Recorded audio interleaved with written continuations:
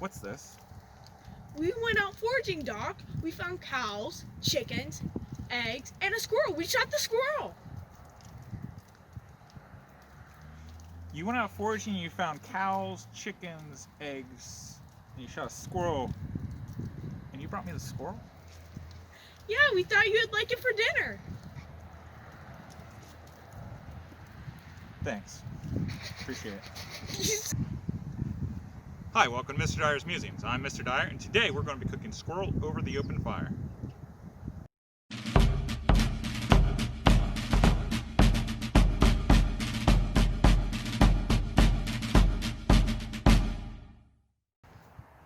Hi, thank you for joining me today on my channel.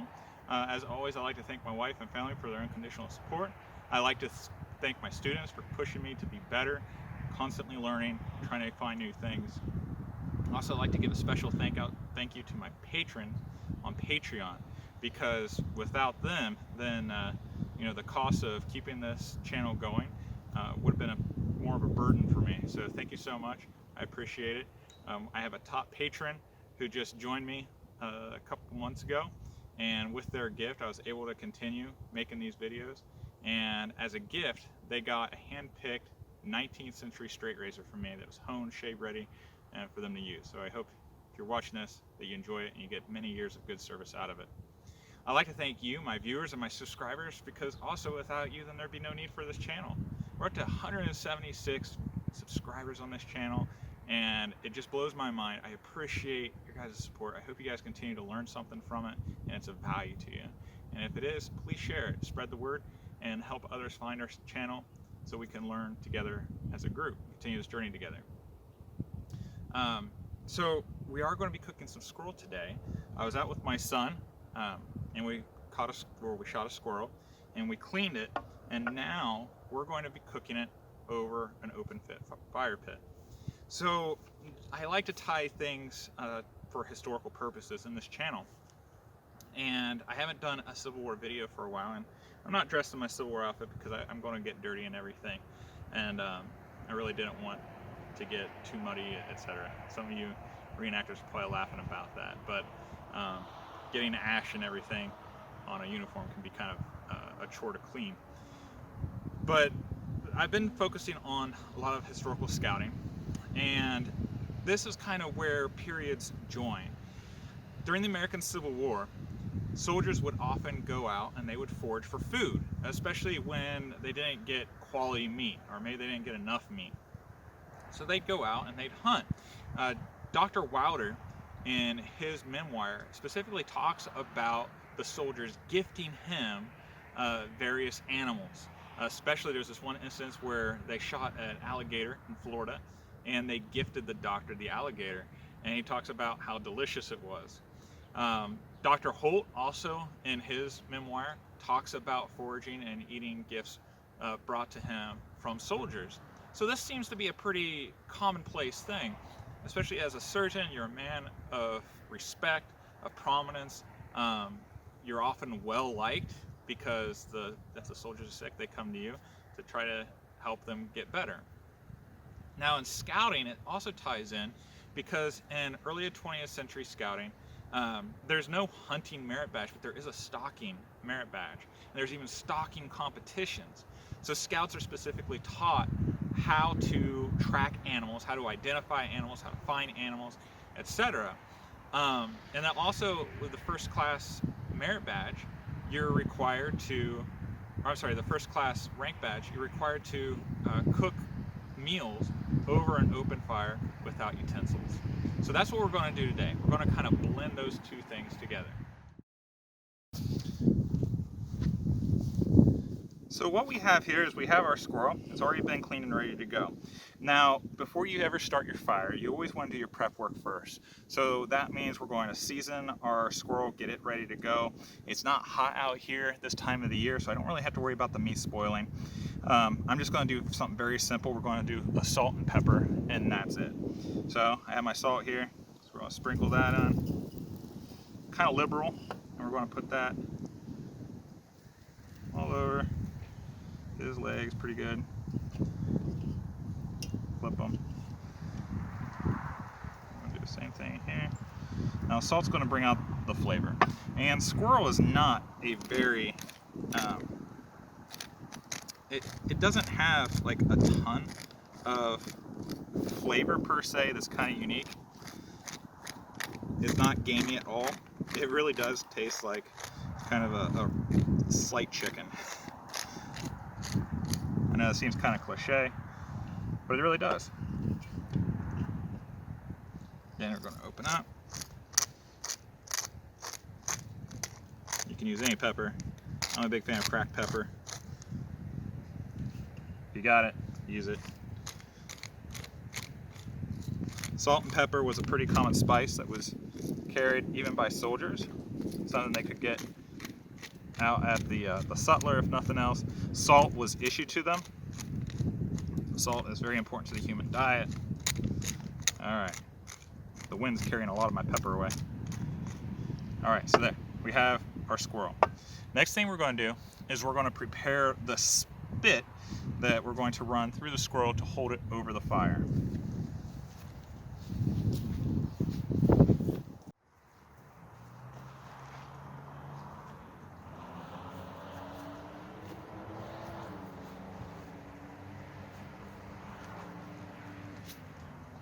Okay, so what I have here are some apple branches that I cut from my apple tree. As you can tell, I live in the city, so there's not a lot of woods around me, so I just grabbed what I had. During this time of the year, and as the winter progresses, when it's nice out, I go out and I trim my apple trees. So it's what I have. It works. It's not going to be poisonous or anything. Whatever you do, just try not to use a coniferous tree like a pine. I wouldn't do that, but pretty much any other tree will work. So I have my 3 limbs here, and the whole point is I'm looking for Y branches. And in scouting especially, you learn that Y branches with a fork and forks, you can use that for a ton of stuff. And today what we're going to do is we're going to make our 2 uprights with a Y, and we're going to have our cross piece also with a Y. So as you look, you kind of got to plan out how you want to do it. I do have my handy dandy scout hatchet. During the American Civil War, soldiers would often carry small axes, small hatchets. I mean, they've been dug up from battlefields and campsites all over, so we know the soldiers had pretty ready access. There were also carpenters that were attached to regiments, and you had pioneers, especially in the Western theater of the war, that you could go to, and they would have different implements for you to use. So, if nothing else, you could even just use your knife. I'm going to make quick work of it and use my hatchet. So I think what I'm going to do is the smallest branch here, I'm going to use it for my spit, especially since I can stick the squirrel on here with its legs and use this other Y that's about the length of his body to my advantage.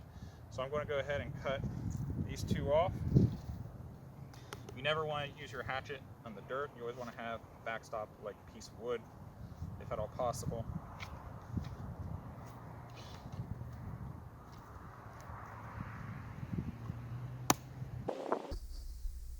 I thought I'd go ahead and speed up this part of the video to spare you watching me taking 5 minutes to go through and cutting all these pieces. But while I'm doing it, I am trying to explain to you how to identify the best method when you're out in the field on picking out the branches, making sure where you're actually going to cut it. As my dad always said, in the wood shop, you can always take wood off, but you can't add to it. So there's some pre-planning and some pre-thought that takes place. Here in the video, as you can see, I was cutting a point, and that's the point that's going to go into the ground.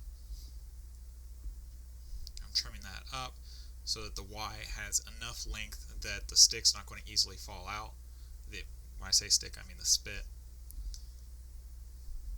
And this one I'm trying to decide, because there's a couple different options I had here. I could go with the bottom branch for the Y, but the situation was that it was just so narrow and was oddly angled.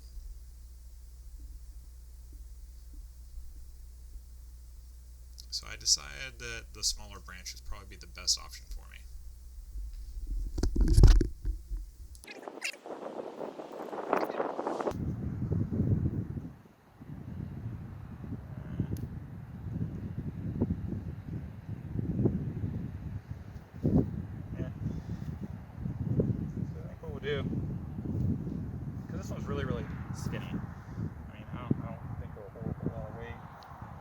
this guy here might do.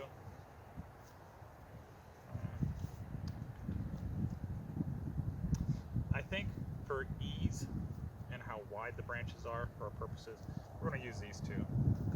So I'm going to cut a point on this one.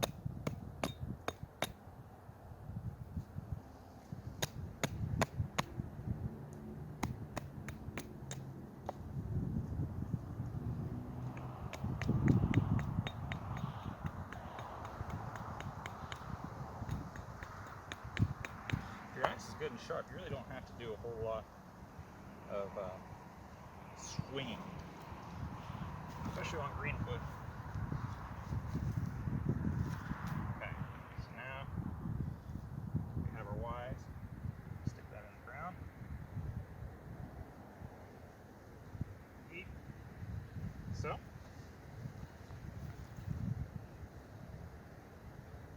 Stick this in. What we want is to see how far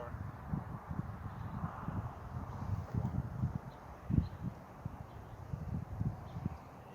Since we're playing, well, we're not playing. We're using a fire. We want to make sure that we think about the safety aspect of it. How's that look?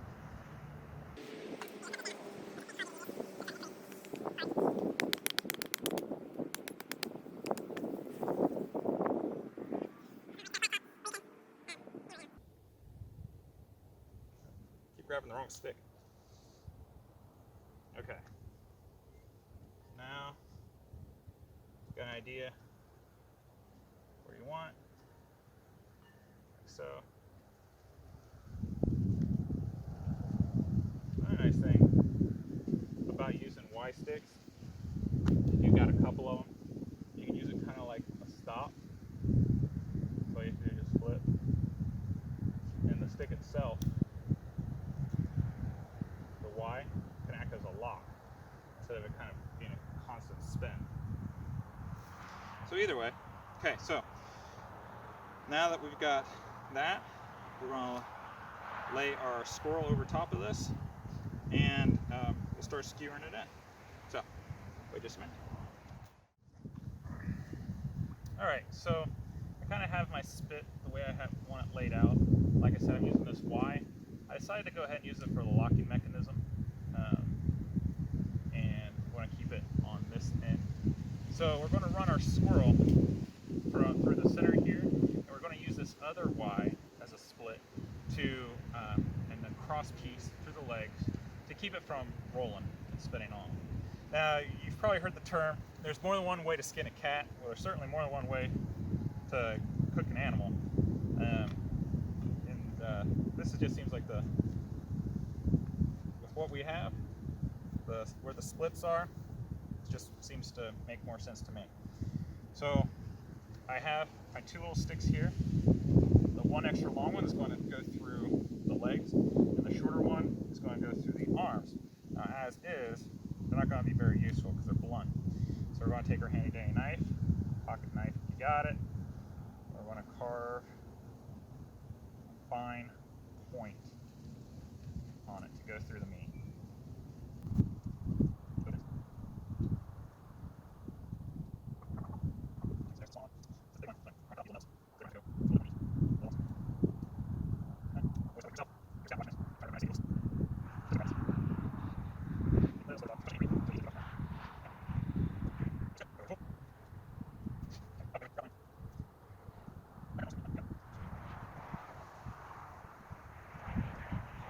Points to go through the legs.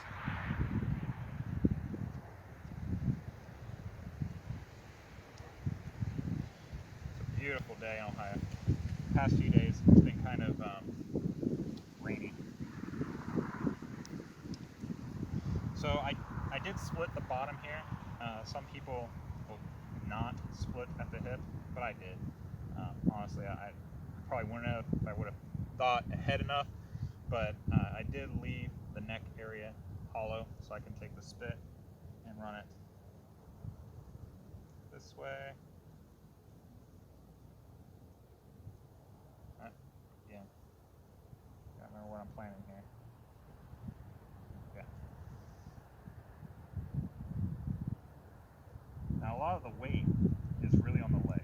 that's what I'm worried about with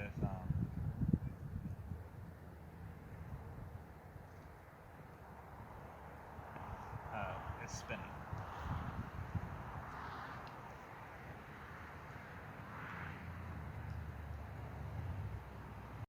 One eternity later.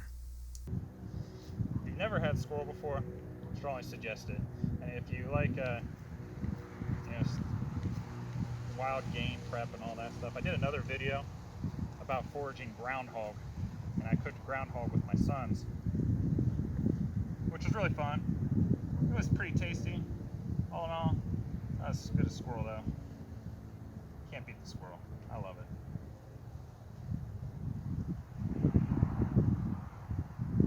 There we go. Okay, so we're gonna let him slide down. Just like so. Where we want him. Put him on the plate. Didn't get too dirty. So I have this Y here, right where the legs are. I'm going to take my longer skewer and I'm going to thread it.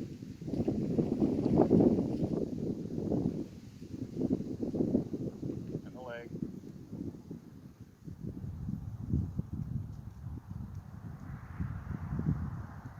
Just like so.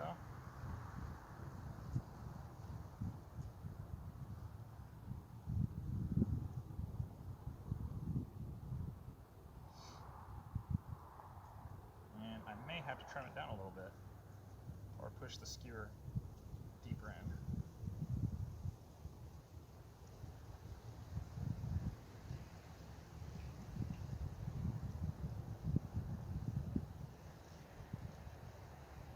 There we go. And what I'm doing is I'm putting it right behind the knee because I don't want to damage the really, really thick part of the meat.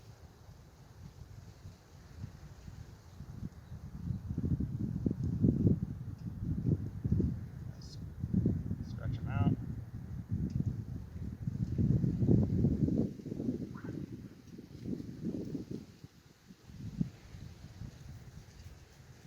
Just like that. Now, as you can see, you can kind of do a practice flip and see how it's going to go. I need to stretch it out just a little bit more. It's got a little notch here, that little nub. That'll help keep it in place. If you don't have a notch, you can always cut a little notch. But there's a little tiny branch right there that I took the stick, put it through. So now as I turn it, for the most part, it'll catch it.